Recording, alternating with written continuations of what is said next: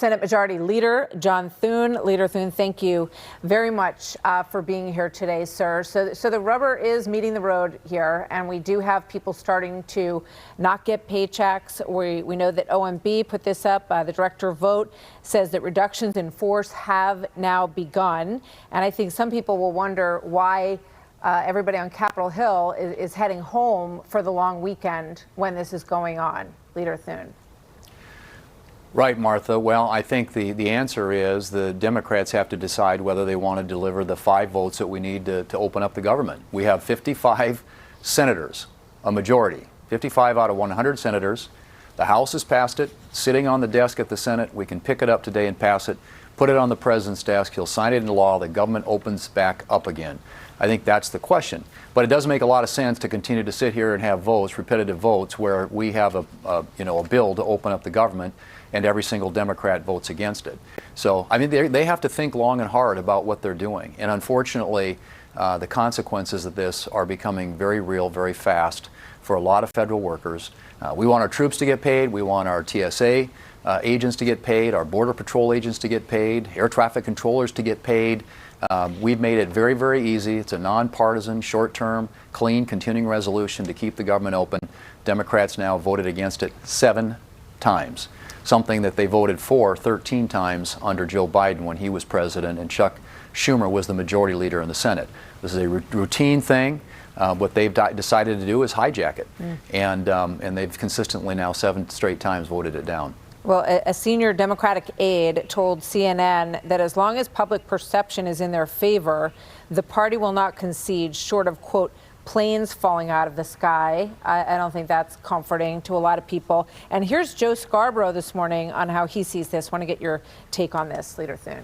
People out there aren't going like, oh, it's a clean CR. It's like, oh, my God, oh, Democrats are not supporting these continuing arrests. That's not what they see. Republicans own Washington, D.C. This doesn't get better. Their hand is on the hot stove. Like, you can think that you can work through that pain. I've been there. You cannot. What do you say to that, Leader Thune? Well, the difference this time around is with the House, the Senate, the White House, the President, we are all united. We all have the same position, and that is to open up the government. And you can call it whatever you want. You can call it a continuing resolution, you can call it a funding bill. The truth of the matter is it's sitting at the desk right now in the Senate, and all it takes is 5 Democrats. We have 55 senators, a majority of United States senators. It takes 60 in the Senate, meaning that we have to have 5 Democrats cross over to vote with us. But the consequences of this, Martha, are becoming very real to the American people, as you pointed out. And I think what the Democrats have concluded is that they think this is a political game. I mean, the statement that Chuck Schumer said or made yesterday or the day before to the press about this gets better for us every day. Yeah. I mean, that is a cynical statement. And honestly, they ought to be ashamed. Because this is a real thing for a lot of families across this country that could be completely eliminated. All they simply have to do is vote for the bill that's right at the Senate desk. All we need is 5 of them right now to get it done. So let me play this because I'm sure you saw Marjorie Taylor Greene saying that she is concerned about health care and she would like this to be an issue on the table. Here she is yesterday. Watch. I'm not putting the blame on the president. I'm actually putting the blame on the speaker and Leader Thune in the Senate. This should not be happening. We control the House, we control the Senate, we have the White House. I've been vocal saying, you can use the nuclear option in the Senate. So that's a Republican calling to end the filibuster. We've heard it from Democrats as well. I think their motivations are a little bit different in this. But what do you say to that when you say we have the House, we have the Senate, we have Congress, but that nuclear option is on the table if you want to just reopen the government? Martha, if you will remember, the Democrats, every single Democrat with the exception at the time of Joe Manchin and Kyrsten Sinema, voted to get rid of the filibuster. And every single one of them today, if they had that same opportunity, would vote to keep the legislative filibuster because it's situational for them. I mean, this is the ultimate hypocrisy. And we've been consistent. The filibuster is something that protects the minority in the United States Senate. It enables us to work in a constructive bipartisan way to get things done. And it's just something that we're not going to do.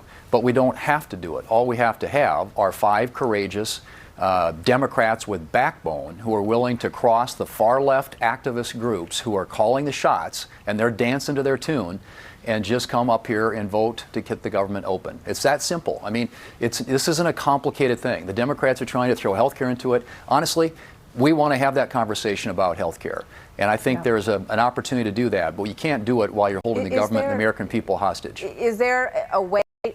I got a couple questions.